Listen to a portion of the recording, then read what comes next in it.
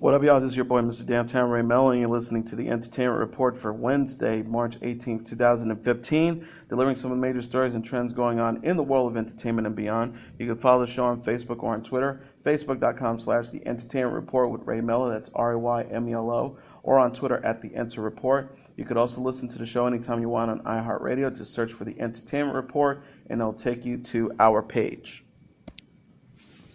A week after a Los Angeles federal jury awarded the Marvin Gaye family almost $7.4 million in the Blurred Lines copyright trial, Robin Thicke and Pharrell Williams' attorney has filed paperwork with the court referring to the jury's verdict as inconsistent and expressing that they plan to file a motion for the new trial in coming weeks. The Gaye family have also taken issue with the verdict. Their attorneys have filed a motion asking the court to amend the verdict in order to impose liability on rapper T.I., real name Clifford Harris Jr., and the Interscope parties, Star Trek Entertainment, Universal Music Distribution, UMG Recordings, and Interscope Records, who have not been found to be liable by the verdict, which found Robin Thicke, Pharrell Williams, and Williams' publishing company, More Waters for Nazareth Publishing, Inc., liable for copyright infringement. The filing argued, as a matter of law, all members of the distribution chain are liable for copyright infringement, including co-writer of the song Blurred Lines, Clifford Harris Jr., and the Interscope parties who manufactured, licensed, distributed, and sold the infringing song, both as a single and as part of the album Blurred Lines. Additionally, in a motion filed just before midnight, the Gaye family is seeking an injunction against the sale of Blurred Lines. The Gaye estate claims that each day that the song continues to be sold causes irreparable damage to their family while unjustly enriching the Thicke parties. The document also states that the Gaye family is not seeking to interminably cease the exploitation of Blurred Lines, but instead seeks to negotiate an agreement with Thicke and Williams for proper attribution of Marvin Gaye as a writer of Blurred Lines and for the use of Got to Give It Up in the infringing work so that the Gays may share in the copyright and all future proceeds of Blurred Lines. The document further states that the Interscope parties must immediately halt the manufacturing, reproducing, selling, distributing, and licensing of Blurred Lines because they are aware of the verdict and, quote, are also undeniably committing contributory copyright infringement with each sale. Raven-Symone, who plays Olivia on the Fox drama Empire, came to fire Univision personality Rodner Figueroa's defense while guest co-hosting The View on Monday. Univision fired Figueroa after he likened First Lady Michelle Obama to a cast member on Planet of the Apes during a Gordo en la Flaca episode last week. During the segment on The View, the panel discussed the Figueroa flap, with Rosie O'Donnell taking the moment as an opportunity to discuss racism among Latinos. She said, "There is a secret in the Latin community, specifically the Caribbean, South American, Central American Latin community, that they are very racist," Perez offered. "They never want to be in the same group as black people, and it's sad. It's very sad." And he did say Michelle Obama looked like a cast member of the Planet of the Apes. Raven-Symone countered that she didn't believe that Figueroa intended to be racist. She replied, "Was he saying it racist-like? Because he said that he voted for her later, and I don't think he was saying it racist." Perez shot back, "I'm the Latin person here on this table, and I would like to tell you that it was racist, period. You do not disrespect the First Lady of our country." Raven-Symone offered, "Michelle, don't fire me from this right now, but some people look like animals. I look like a bird, so can I be mad if someone calls me Toucan Sam?" Figueroa made the comparison while discussing a viral video in which a makeup artist transformed his face to resemble a number of celebrities, including Obama. Figueroa said, "Well, watch out. You know that Michelle Obama looks like she's from the cast of Planet of the Apes, the movie." Univision quickly let Figueroa go, after which the television personality wrote a lengthy apology to Obama in an open letter. He wrote, "I would like to explain that my remarks was not directly at you, but as the result of an artist's depiction of you that I found wasn't accurate. There's no justification for someone at my level to make any comment that could be interpreted as offensive or disrespectful to you personally or to any minority in the times we live." Figueroa, who was with Univision for 17 years, went on to note that he comes from a multiracial Hispanic family with an Afro-Latino father. In a related story, Fox's Empire now officially tops another chart. the Billboard 200. The soundtrack to the Fox hip-hop soap opera beat out Madonna's Rebel Heart to claim the #1 slot on the industry's main album sales chart, according to Billboard. In doing so, Empire becomes the first television series since fellow Fox show Glee to sit on that impressive pedestal. The Glee soundtrack was full of covers, however, while Empire has original tunes. As the rap reported last week, the Empire album was tracking to sell about 125,000 units in its first week, the same as Madonna and above Luke Bryan's album Spring Break, Checking Out. At the time, while building charts was placed the officially named original soundtracks from Season 1 of Empire in third, the theory was that a buzzy Wednesday penultimate Season 1 episode would boost the music sales. Evidently, that happened. Empire besetted all comers with 130,000 equivalent album units earned, traditional album sales, track equivalent albums, and streaming equivalent albums in the week ending March 15th, according to Nielsen Music. Meanwhile, Madonna's Rebel Heart moved in 125,000 units. Per iTunes, Conqueror featuring Estelle and Juicy Smollett and You're So Beautiful by Smollett and Jazz are currently the most popular individual songs purchased from the Empire soundtrack. Drip Drop by Yaz and Soraya McNeil is battling Slomet's Good Enough for third best. In addition to now temporarily dominating music, Empire has been crushing traditional television ratings. Last week, the Lee Daniels drama scored 14.7 million total viewers, according to the live same-day Nielsen numbers, representing its ninth week on an upward eyeball growth. In the advertiser slot 18 to 49 demographic, Empire earned a 5.6 fast national rating, slipping 1/10 of a point from the prior week's series high per the preliminary metric.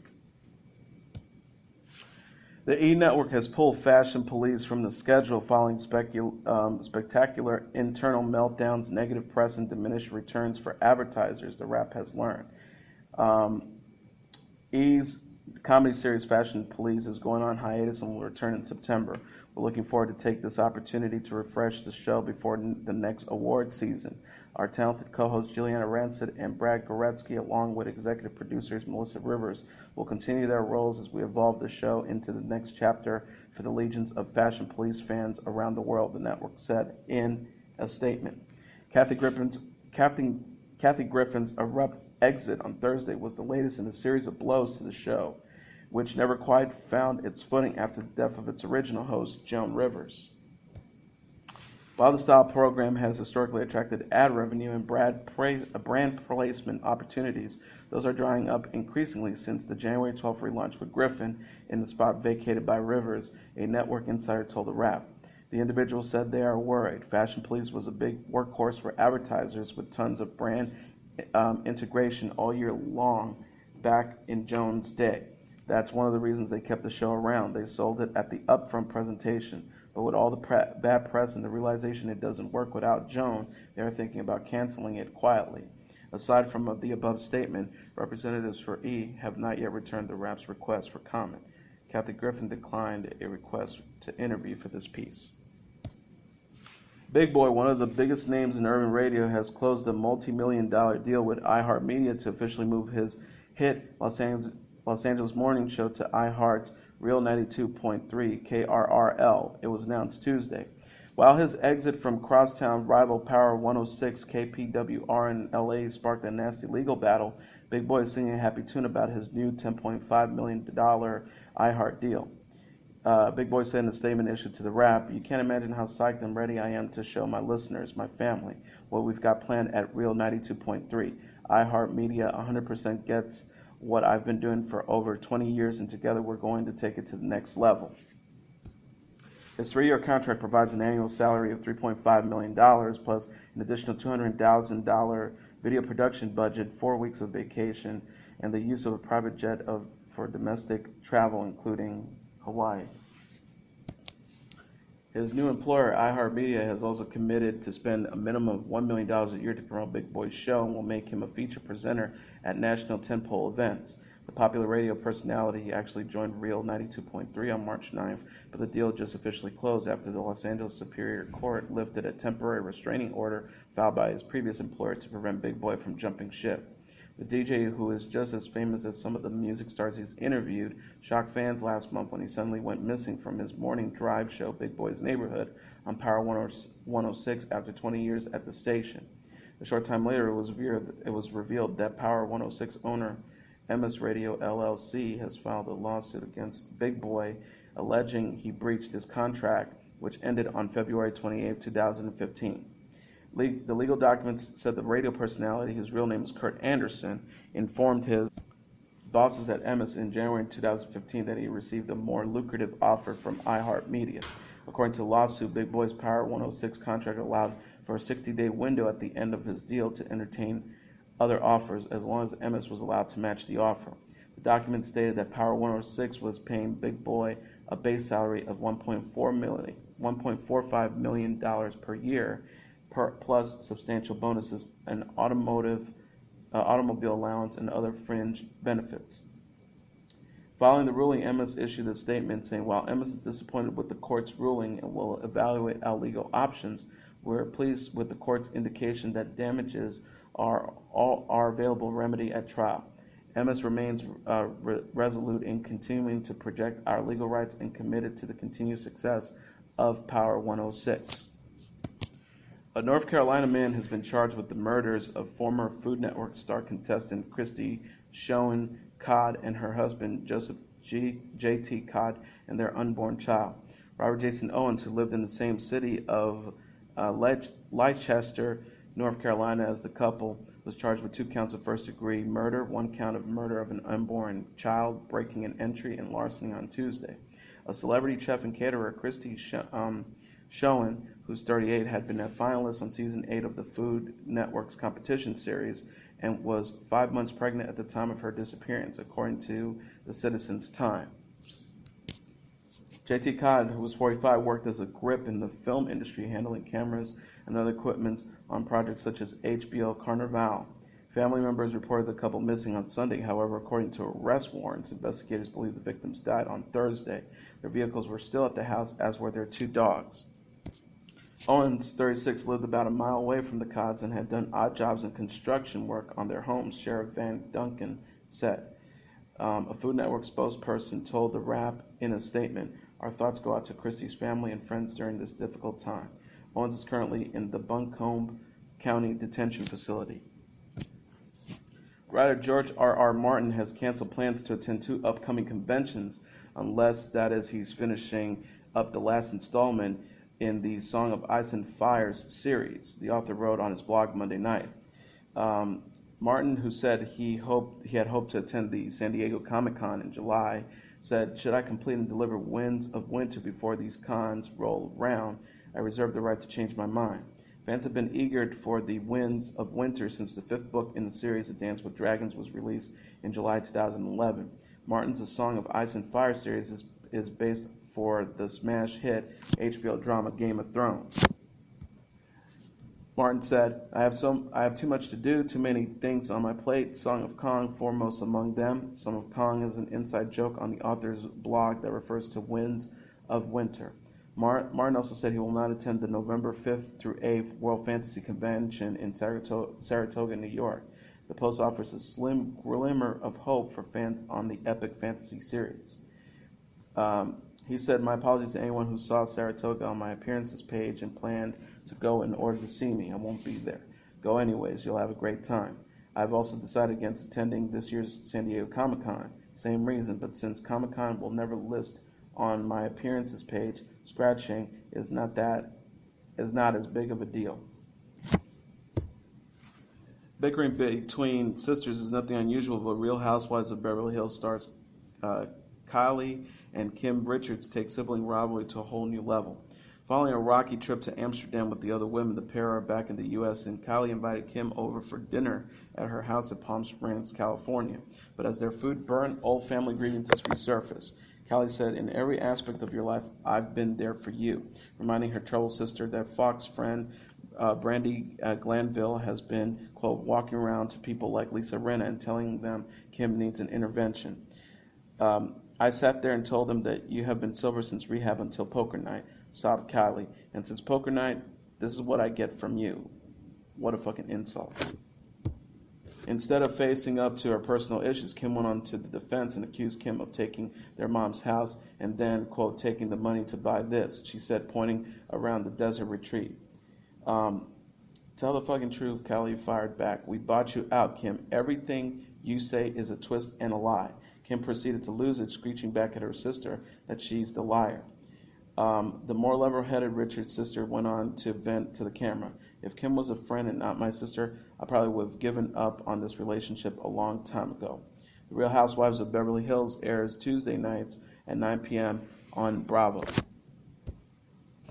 The Rock and Roll Hall of Fame has announced presenters for this year's ceremony. Paul McCartney will induct Ringo Starr. Stevie Wonder will speak on Bill Withers. Patti Smith will introduce Lou Reed into the Hall of Fame. Jay Giles Band frontman Peter Wolf will show praise to the Paul Butterfield Blues Band. Fall Out Boy will discuss Green Day. John Mayer will pay tribute to Stevie Ray Vaughan and Double Trouble. And Steve Cropper will extol the Five Royals. Organizers have yet to announce who will induct Joan Jett and the Blackhearts.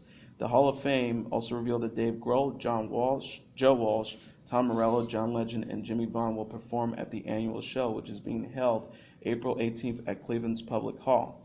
The induction ceremony now rotates between Cleveland, New York, and Los Angeles on a 3-year cycle. Paul McCartney and Ringo Starr last played the historic venue at a Beatles concert on September 14, 1964. Green Day has been completely inactive since they wrapped up their last tour in March 2014. They plan on performing at the ceremony, though Billy Joe Armstrong admits picking a set list will be a challenge. He told Rolling Stones, "We'll get there. It's hard because there's the lookout years that are important to us. It would be nice to play something from those years that's meaningful." Starr is also not sure how his performance will play out. He told Rolling Stone magazine, "I told Paul that I'm not putting a band together. If he puts a band together, I'll do it with a little help from my friends." HBO will air the Rock and Roll Hall of Fame induction ceremony on May 30th. Tickets are mostly sold out, though a limited number of VIP packages remain available. On April 11th, an exhibit will open at the museum honoring the new inductees, with the museum charging no admission that day. And finally, Liam Hemsworth and Josh Gad will appear at the 28th Annual Nickelodeon Kids' Choice Awards, the Rap has learned exclusively. In addition, other participants at the annual award show include Kevin James, Nick Cannon, Debbie Ryan, Quiven Wallace from Annie, Laura Marano and Ross Lynch, YouTube star Bethany Mota, WNBA star Skylar Diggins, and Sports Illustrated Kids Sports Kid of the Year Monique Davis. Nickelodeon invites kids to cast their votes in 21 categories, including New Editions, Favorite Talent Competition Show, Favorite Family TV Show, Most Addicting Game, and Favorite New Artist, all across the Nickelodeon digital platform.